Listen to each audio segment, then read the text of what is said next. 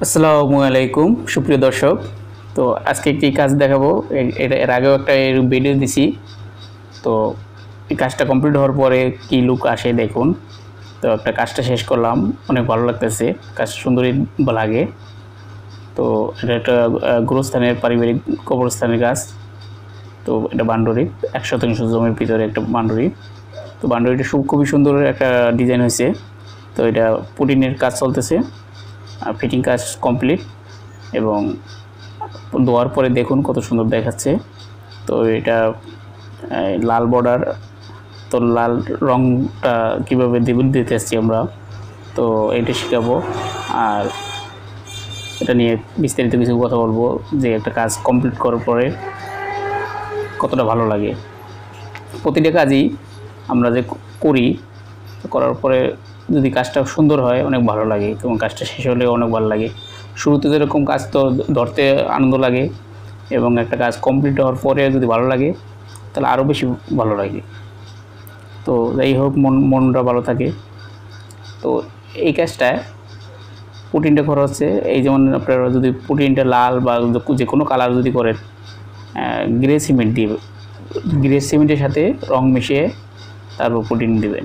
সাদা ও হোয়াইট সিমেন্টের সাথে রং মিশালে দেখা যায় পরবর্তীতে রৌদ্রে বা বৃষ্টিতে সাদা হয়ে যায়।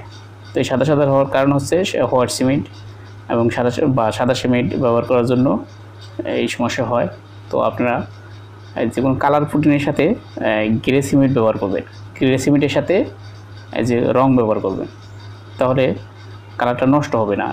রংটা এবং সিমেন্টটা ভালো করে মিক্সার করে নেবেন যাতে আলাদা না হয়। খুব সুন্দরভাবে স্মুথভাবে পুটিনটা লাগিয়ে নেবেন, তাহলে কালারটা নষ্ট হবে না।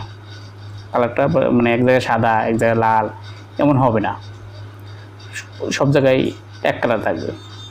তো এটাও যারা মিস্ত্রি অনেক বুঝতে পারতেছেন যে কোনো জায়গায় এরকম কালার ডিসকালার হয়, যেমন সাদা হয়। তো এটার ভিডিওতে বলার উদ্দেশ্য হলো কিছু আমি শেখানোর চেষ্টা করি। প্রতিটা ভিডিওতেই আমি কিছু শেখানোর চেষ্টা করি। তো এটা শিখালাম, যেমন রংটা গ্রে সিমেন্ট দিয়ে করে নেন। গ্রে সিমেন্ট বলতে বালু সিমেন্ট যে আপনার টাইলস লাগাই ওই সিমেন্টের সিমেন্ট নিয়ে ওটার সাথে রং মিশিয়ে নেবেন, তাতে রংটা অনেক ভালো হবে এবং পুটিনটা অনেক সুন্দর হবে। তো কাজটা দেখুন কত সুন্দর হয়েছে।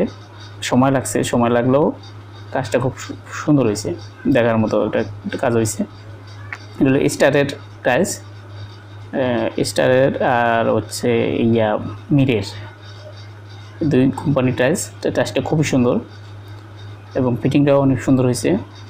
এটা এই কাজগুলো করার সময় যদি আপনারা করেন, তাহলে আমি একটা কথাই বলবো যে প্রথম যে রাজমিস্ত্রির যে গাঁথনিটা গাঁথে আর যে টপের যে ইটাগুলো গাঁথে, এই ইটাগুলো যাতে লেভেল থাকে, কয়েক পাশে যাতে লেভেল থাকে, লেভেলটা খুবই ইম্পর্টেন্ট, তাহলে কাজটা সুন্দর হবে। তা সুন্দর হবে, একটা রাজমিস্ত্রির সময় কম লাগবে। এটা একটু লেভেলের সমস্যা হয়েছিল, তার জন্য 2-3টা হাজিরা বেশি লাগছে। তা বেশি লাগার কারণ হচ্ছে উপরে টপ এবং নিচে টপ লেভেল কাটা ছিল প্রায় 5 ইঞ্চি। তার জন্য এই 5 ইঞ্চি জায়গা মেকআপ করতে গিয়ে অনেক সময় লাগছে, তাতে 2-3টা হাজিরা বেশি লাগছে।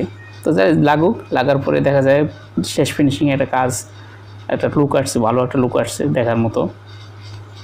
এখানে ওই যে 2 পিলারের মাঝখানে আবার এসএস হলে আরও ভালো লাগবে।